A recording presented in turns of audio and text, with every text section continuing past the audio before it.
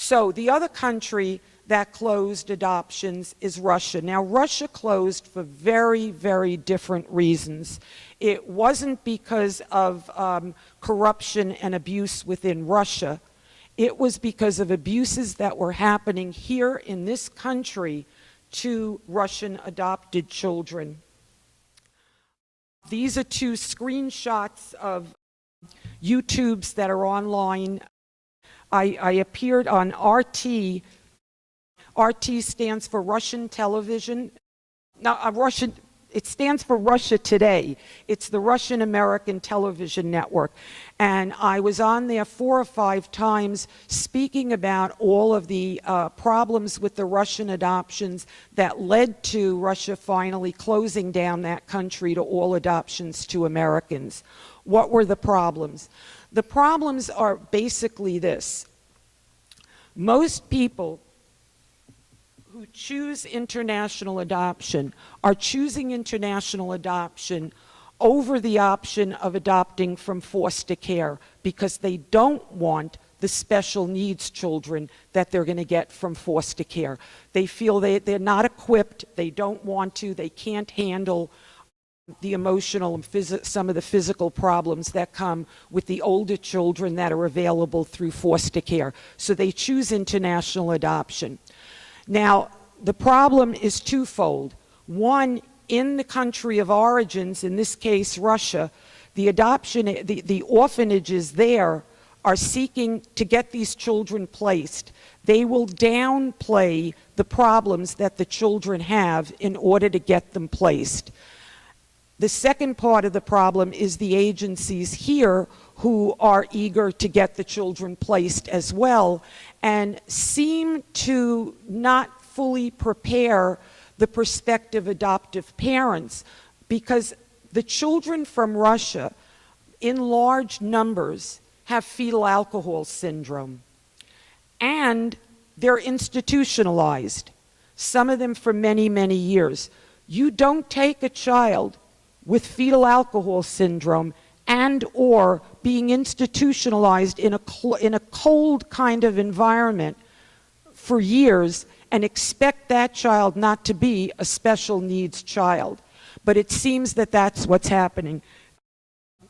One of the cases that made huge headlines and caused an international incident, some of you might possibly remember these headlines. It was a mother named Tori Hansen of Tennessee who adopted a 7-year-old boy from Russia, and within 6 months of adopting him decided that his problems were too severe for her to handle.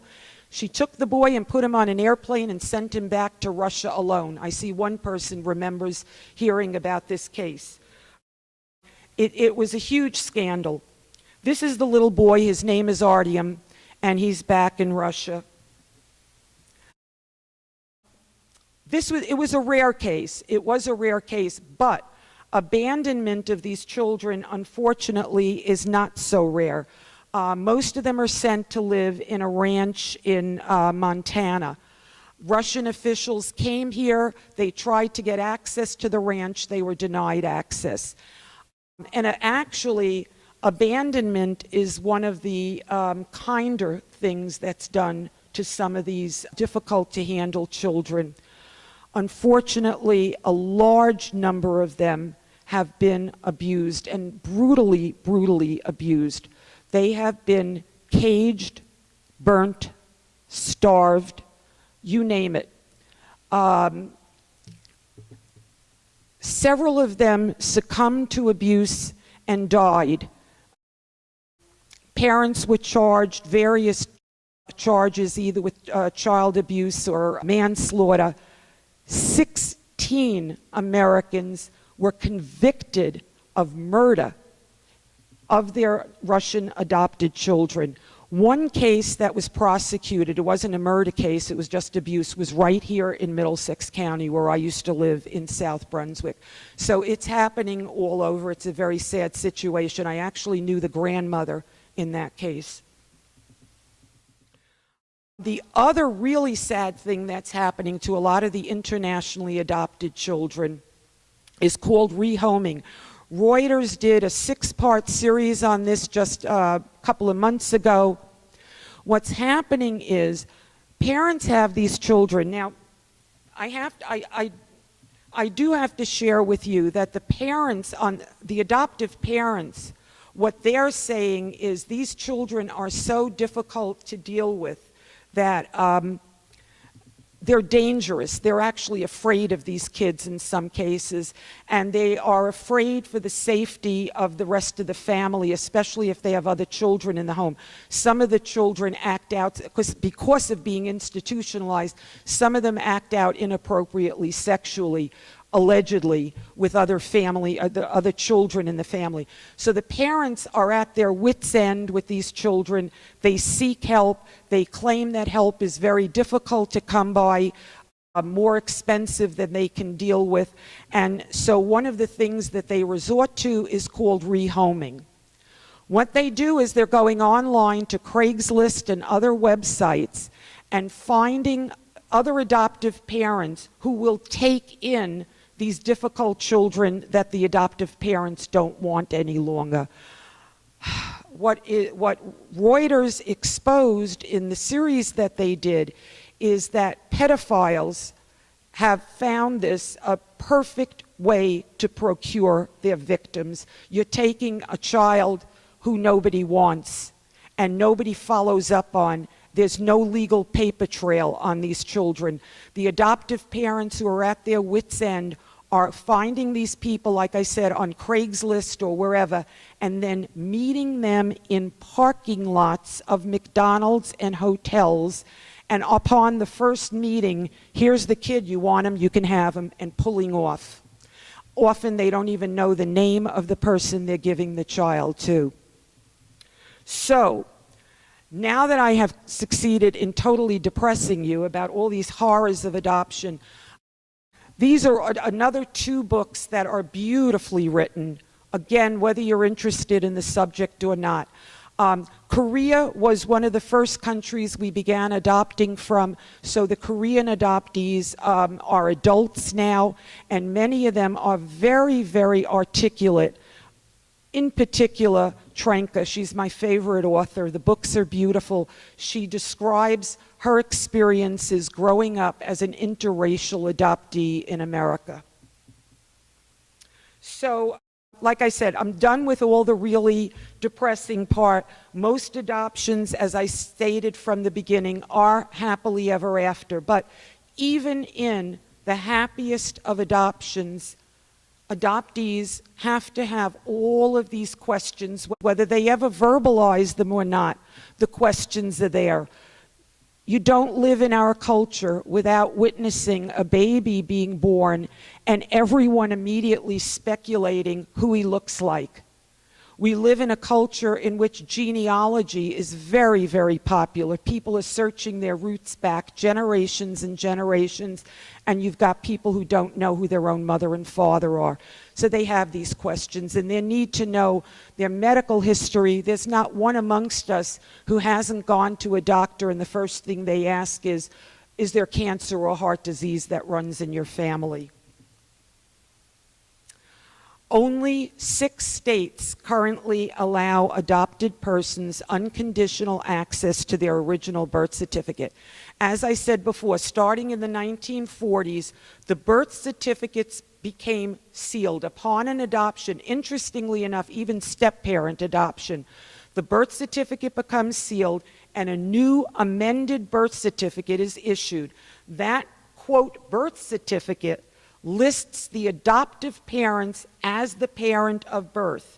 The reason that this was done, as I said, it started in the 1940s, and it was done to protect adoptive parents from the intrusion of the birth parent or from anyone ever knowing that their child was adopted. They were told not to tell the children, and the amended birth certificate sealed their secret, and many adoptees live all of their lives without knowing. Many adoptees who I know of personally, there's a whole title for them now. They're called LDAs, late discovery adoptees. Many don't discover until their parents are on their deathbed or after their parents pass away and they go through their papers. And so they've lived a life not only going to a doctor and when he asks your medical history saying, I don't know, but in some of these cases, they have given false medical history because they were led to believe that they were born to their adoptive parents. The 2 states with the asterisks, Alaska and Kansas, were never sealed. The other 4 were opened through the efforts, grassroots adoption activists.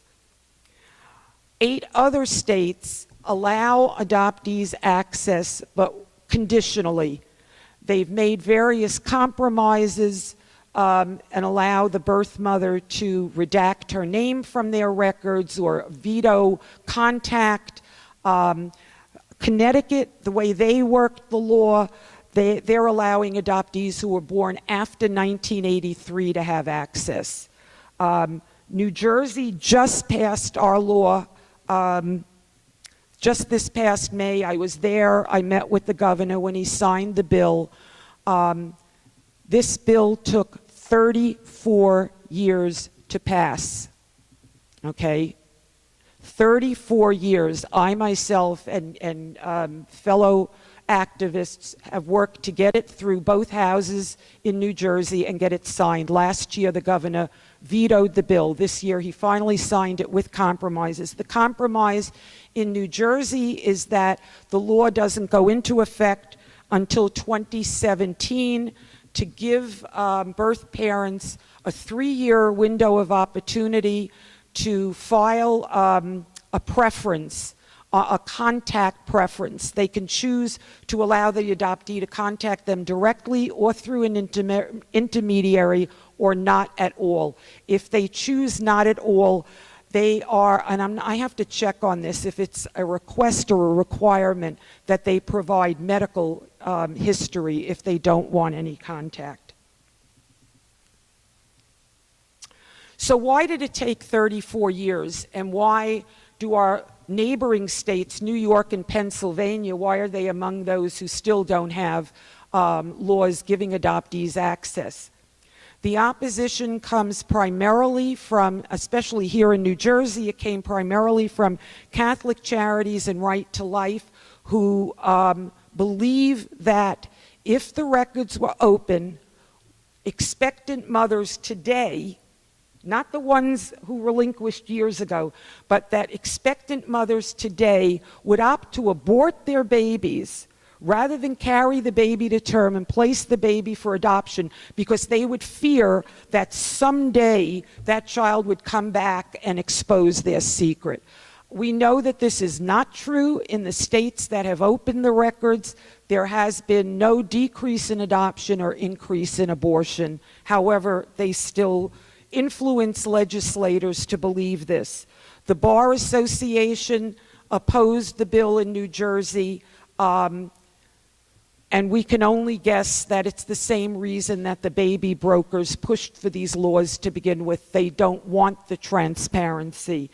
ACLU is very interesting because ACLU in some states did side with the right of the adoptee to have their own birth certificate.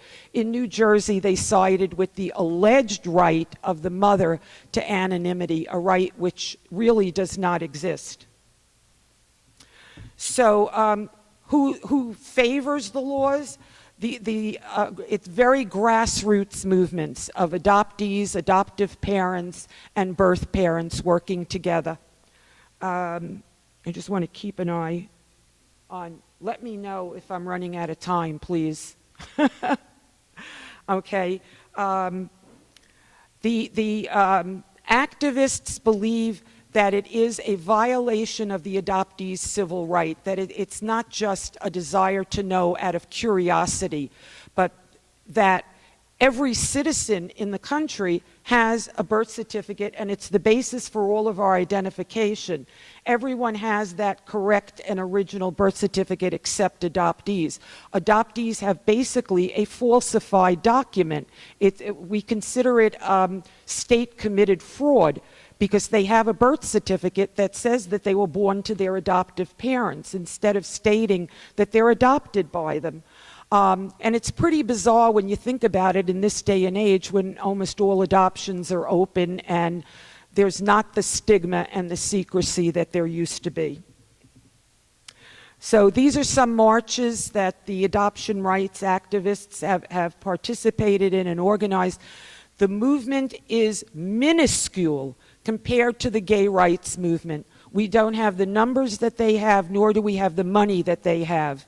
And that's why it's taken 34 years here in New Jersey, and most states still don't have any of these laws passed, because you don't hear it on the news all the time, and you don't hear celebrities standing up and speaking about the rights of adoptees like you do for the gay community.